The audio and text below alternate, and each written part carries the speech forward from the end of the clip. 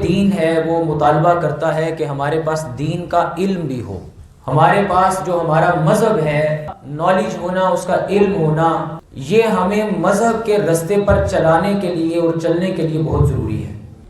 لیکن آج افسوس کے ساتھ ہمارا علمی سرمایہ یہ ہے کہ ہمارے نوجوانوں کو قرآن کا علم نہیں ہے، قرآن کا ترجمہ نہیں آتا، حدیث کا علم نہیں ہے. اور افسوس کی بات یہ ہے کہ نہ کبھی فکر ہوئی نوجوانوں کو، نہ مسلمانوں کو اس بات کی فکر ہوئی کہ اس قرآن سے تعلق قائم کرنا چاہیے، بلکہ ہم مزید جہالت کے کنارے کی طرف بڑھتے جا رہے ہیں. اور ہمارا علمی سرمایہ یہ ہے کہ ہمارے لوگوں کو، نوجوانوں کو آج قرآن اور حدیث کا علم تو بہت زیادہ ہے، نماز کی شرائط اور واجبات کا بھی علم نہیں ہوتا، لیکن اس کے باوجود نہ کبھی ہم نے قرآن پر غور کیا، نہ ہم اہل قرآن کے پاس بیٹھے. جو میں نے آیت آپ کے سامنے پڑھی ہے اس میں اللہ فرماتا ہے فَاسْأَلُوا أَهْلَ الذِّكْرِ إِن كُنتُمْ لَا تَعْلَمُونَ، کہ اگر تمہیں کسی چیز کا علم نہ ہو تو اہل ذکر سے سوال کرو. اب اہل ذکر کون ہے یہ تب پتہ لگے گا جب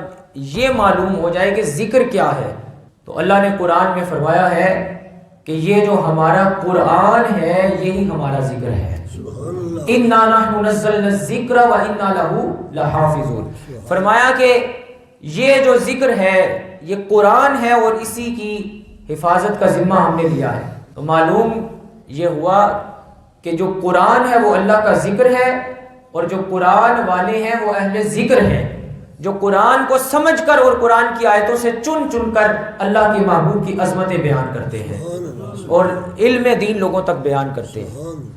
امام فخر الدین رازی لکھتے ہیں کہ ایک صحابی حضور کی بارگاہ میں بیٹھے ہیں، حضور کے ساتھ باتیں کر رہے ہیں کہ جبریل امین آتے ہیں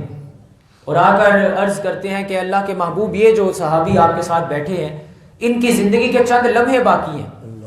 ان کی زندگی ختم ہونے والی ہے، اگر آپ چاہیں تو انہیں بتا دیں کہ تیری زندگی ختم ہونے والی ہے. امام الانبیاء نے اسے خبر دی اور فرمایا کہ سنو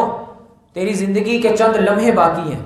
اگر زندگی کی کوئی خواہشات اور کوئی کام ادھورے ہیں یہاں سے اٹھو اور ان آخری لمحوں میں انہیں پورا کر لو. اس صحابی کی آنکھوں میں آنسو آ گئے، رو کے عرض کرتا ہے اللہ کے محبوب جب میں نے پچھلی ساری زندگی آپ کے قدموں میں گزاری ہے تو اب آخری لمحوں میں یہاں سے اٹھ کر جانے والا کون ہوں؟ حضور آپ بتائیں میری زندگی کے آخری لمحے ہیں میں کیا کروں، کیونکہ میرا باپ بھی آپ سے اچھا مشورہ تو نہیں دے گا، ماں بھی آپ سے زیادہ محبت تو نہیں کرتی، آپ بتائیں اللہ کے محبوب ان آخری لمحوں میں مجھے کیا کرنا چاہیے. تو سنیں امام الانبیاء نے فرمایا اگر تم مجھ سے مشورہ مانگتے ہو، اگر مجھ محمد سے مشورہ چاہتے ہو تو فرمایا سنو تمہاری زندگی کے چند لمحے باقی ہیں،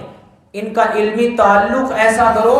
ان زندگی کے آخری لمحوں کو بھی ایسا گزارو کہ جو شریعت محمدیہ اور قرآن کے مسائل نہیں جانتے، فرمایا ان زندگی کے آخری لمحوں میں بھی تم سوال کرتے جاؤ، میں محمد تمہیں جواب دیے جاتا ہوں. فرمایا زندگی کے آخری لمحوں کو بھی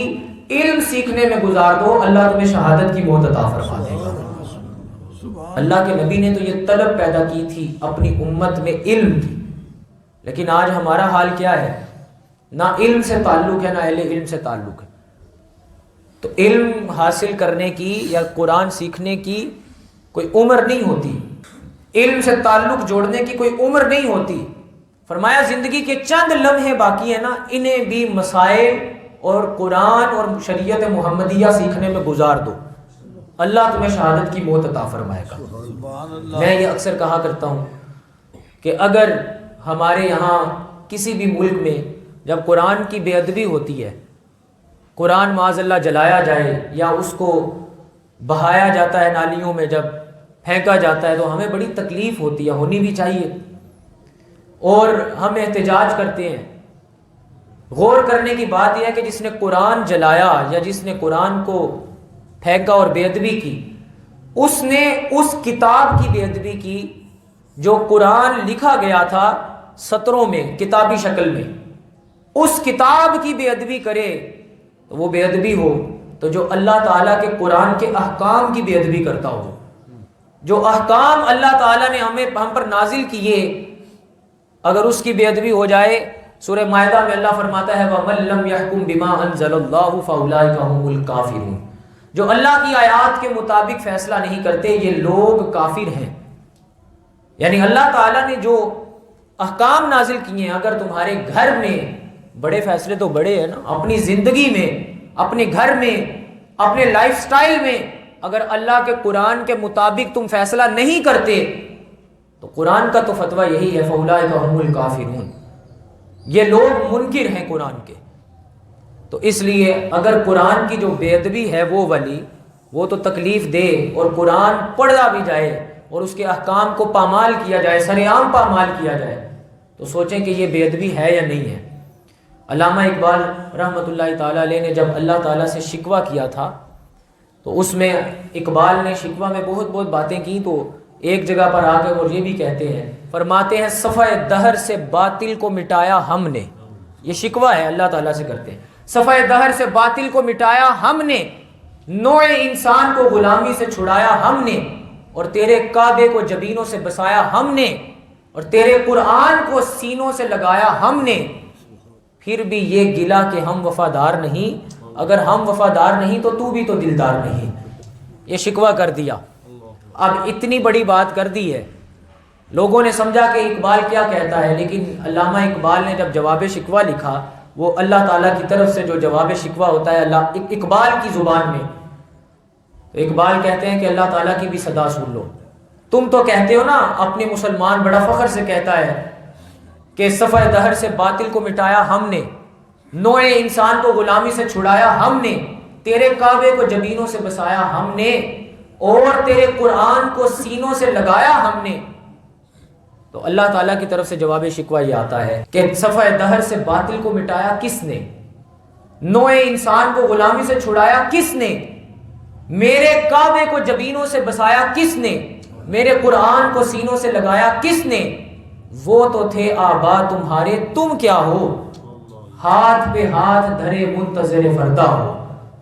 وہ معزز تھے زمانے میں مسلمان ہو کر، تم خار ہوئے تارک قرآن ہو کر۔ اقبال کہتے ہیں اللہ فرماتا ہے کوئی قابل ہو تو ہم شان کئی دیتے ہیں، ڈھونڈنے والوں کو دنیا بھی نہیں دیتے ہیں، لیکن تمہارا مسئلہ یہ ہے کہ تم نے اپنے آباء و اجداد کی باتیں سنا کر خود میں اتنا فخر کر لیا ہے کہ اب تم ہاتھ پہ ہاتھ دھرے بیٹھے ہو کہ ہمیں تو عمل کی ضرورت ہی نہیں ہے، ہمارے بڑوں نے یہ کیا، ہمارے بڑوں نے یہ کیا، وہ تو کر کے چلے گئے، تم نے جو کرنا ہے تم اس کے جواب دے ہو اور تم سے حساب اس کا لیا جائے گا۔ امام الانبیاء نے فرمایا کلکم راعٍ وکلکم مسئول عن رعیتہ، تم میں سے ہر کوئی نگران ہے اور اس سے اس کی رعایا کے بارے میں پوچھا جائے گا۔ قیامت والے دن پوچھا جائے گا کہ ان لوگوں کو تم نے وہ تعلیم کیوں نہ دی، اس تعلیم کی طرف کیوں نہ لے کر گئے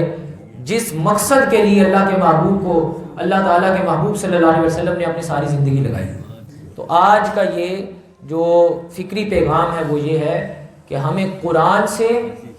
اور حدیث سے اور مصطفیٰ کے فرمان سے وہ تعلق قائم کرنا ہے، صرف بچوں کے لیے نہیں کہ وہ بچے آئیں اور ناظرہ پڑھیں اور چلے جائیں، یا کوئی چھوٹی عمر میں قرآن پڑھے اس پر لازم ہے، نہیں، جس عمر میں بھی کوئی ہو آج سے یہ عہد کرنا ہے اے اللہ ہماری زندگی کا اختتام بھی ہوگا تو اس بات پر کہ ہم تیرا قرآن سیکھتے ہوئے دنیا سے جائیں گے۔ پڑھتے ہوئے تو سبھی جاتے ہیں، تلاوت کرنا اس قرآن کا مقصد نہیں ہے، تلاوت کرنا صرف اس قرآن کا مقصد نہیں ہے، اس قرآن کا جو مقصد ہے وہ ہے اس قرآن کے اندر تدبر اور فکر کرنا۔ افلا یتدبرون القرآن ام علی قلوب اقفالها، اللہ فرماتا ہے تمہارے دلوں کو تالے کیوں لگ گئے، تم قرآن میں تدبر کیوں نہیں کرتے، غور و فکر کیوں نہیں کرتے۔ اس لیے قرآن کو جب پڑھیں غور و فکر کے ساتھ پڑھیں، ترجمہ اور تفسیر کے ساتھ پڑھیں، اور آپ کے گھر میں ایسا ماحول ہونا چاہیے، مساجد میں ایسا ماحول ہونا چاہیے کہ قرآن کی صرف قرآن نہ پڑھا ہو، اس کا ترجمہ بھی ہو، اس کی تفاسیر بھی گھر میں موجود ہوں، کبھی ایک آیت اٹھا کر دل کرے تو اس کا پیچھے سارا پس منظر پڑھ کر دیکھے، اللہ تعالیٰ قرآن بھی اس کا ثواب بھی عطا فرمائے گا اور پھر قرآن کا فہم و شعور بھی عطا فرمائے گا۔ اللہ ہمیں عمل کی توفیق عطا فرمائے۔